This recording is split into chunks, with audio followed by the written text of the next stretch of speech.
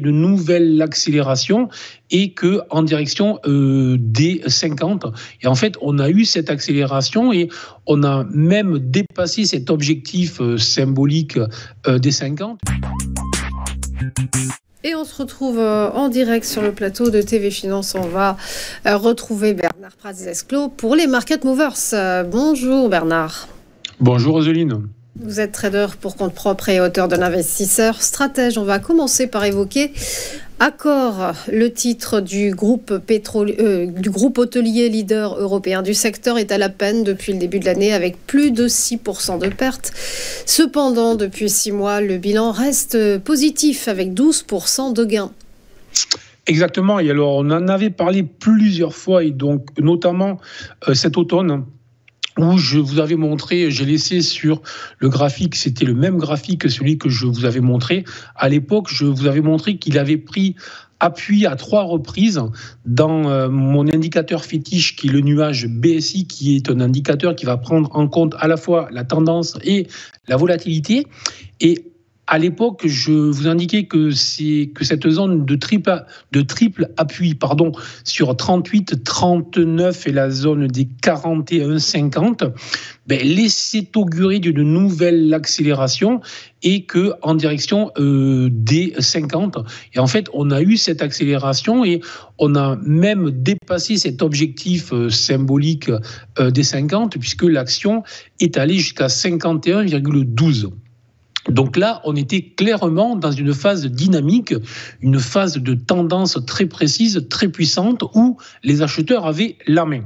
Désormais, depuis en fait ce test des 51,12 qui s'est produit le 13 février et à noter qu'il s'est produit là aussi avec une configuration en bougie, en chandelier japonais, qui est une ombre haute et avec une clôture sur le bas, qui est un signal de retournement, c'est-à-dire qu'il y a eu une première accélération avec un gap haussier sur la journée.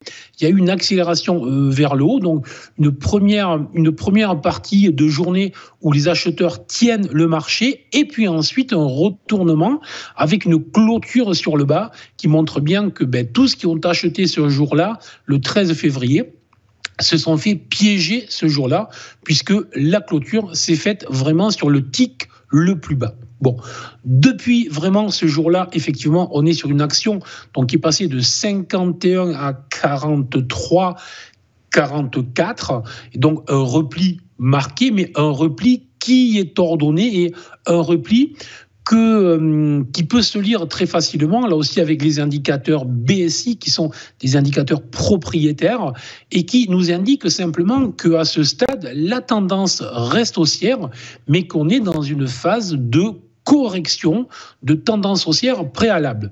Alors, je vous ai ajouté sur le graphique, en plus, des niveaux de retracement de Fibonacci, donc qui sont très intéressants, puisqu'en fait, on remarquera là aussi que non seulement l'action, depuis quelques jours, est en train de tester les sommets, justement, dont je vous avais parlé cet automne, lorsque je vous parlais d'une possible accélération au-dessus de la zone des 43,50, et donc on teste ces sommets et les acheteurs se présentent systématiquement pour le moment.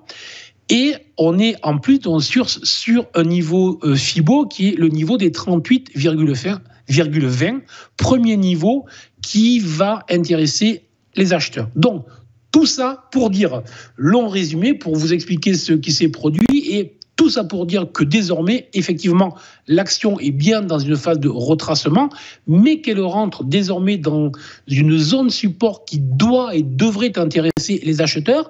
Cette zone support est située déjà sur les niveaux actuels, donc sur les 43, 44, 50 premières zones d'achat potentiel. Et tant que l'action ne passera pas sous les 41,4 exactement, je suis acheteur tout simplement. Donc des achats sur repli, des achats sur les niveaux actuels possibles. Ensuite, je conseille à chacun de trouver des timings d'entrée précis, alors soit sur des UT plus courtes, soit avec des configurations en chandelier qui sont toujours très intéressantes en fait à travailler sur ces niveaux-là. Et par contre, on gère son risque bien évidemment.